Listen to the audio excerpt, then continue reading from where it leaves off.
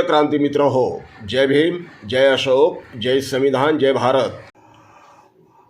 हमारे वोटों की चोरी करके, हमारे मतों की चोरी करके नरेंद्र मोदी देश के प्रधानमंत्री बने हैं असा घणाघाती आरोप करत, पुराव्यांचे ॲटम बॉम्ब फोडत राहुल गांधी यांनी संपूर्ण देशात एक धमाका उडवून दिला आहे। भारताचे विरोधी पक्ष नेते राहुलजी गांधी यांच्या या धमाक्याची आवाज इतका प्रचंड होता की त्याचे देश विदेशात पडसाद उमटले। भाजपा हादरून गेलेली आहे। निवडणूक आयोगावरती राहुल गांधी यांनी निवडणूक आयोगाला प्रश्न विचारले, त्या प्रश्नांना उत्तर मात्र आमच्या भारतीय जनता पक्षाचे लोक देत आहे। आमच्या महाराष्ट्राचा मुख्यमंत्री प्रवक्ता बनत आहे। भारतीय जनता पक्षाचे नेते निवडणूक आयोगाचे प्रवक्ते बनत आहे, याचा अर्थ दाल में कुछ काला है, गडबड है, दया कुछ गडबड है, गडबड जरूर आहे। आणि म्हणूनच आदरणीय प्रकाशजी तथा बाळासाहेब आंबेडकरांनी सर्वात प्रथम निवडणूक आयोगाला आरोपीच्या पिंजऱ्यामध्ये पकडला। 76 लाख मतं गेली कुठं? 76 लाख मतांचा डाटा आम्हाला मिळणार काय? 76 लाख मतं वाढली कशी? थेट प्रश्न प्रकाशजी आंबेडकरांनी विचारले। फक्त विचारून ते थांबले नाही, कोर्टात गेले, न्यायालयात लढले।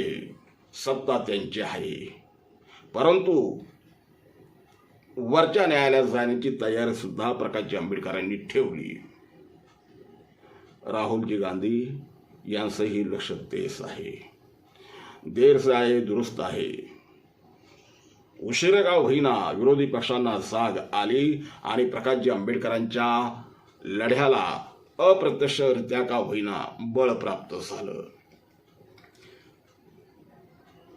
या निमित्तानं प्रकाशजी आंबेडकरांनी न्यायालयात तर लढाई आपली चालू ठेवलेलीच आहे। राहुलजी गांधी त्यांना साथ देतील का, हा एक कळीचा मुद्दा निर्माण झालेला आहे। राहुलजी गांधी यांनी फक्त पत्रकारांसमोर ॲटम बॉम्ब निश्चित त्यांनी जे पुरावे सादर केले ते अतिशय गंभीर असे पुरावे आहेत। जर त्या ठिकाणी निष्पक्ष यंत्रणा असती तर आतापर्यंत या सरकारला बरखास्त करून टाकलं असतं। तुरुंगामध्ये ह्या लोकांना हवा खावी लागली असते। अतिशय बालिश विधानं हा निवडणूक आयोगाचे लोक करतायत। कुठं ते TN शेषन आणि कुठे हे TN शेषन यांच्याबरोबर TN शेषन साहेबांचं नाव घेण्याची सुद्धा आजच्या या निवडणूक आयोगाची पात्रता नाही।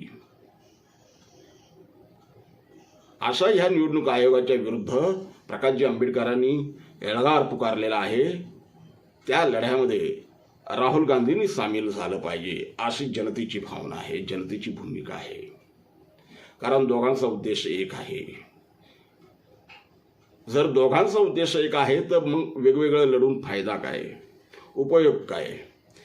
बाळासाहेबांच्या लढ्याला साथ द्या, कारण त्यांनी सर्वात प्रथम या आंदोलन उभं केलेलं आहे।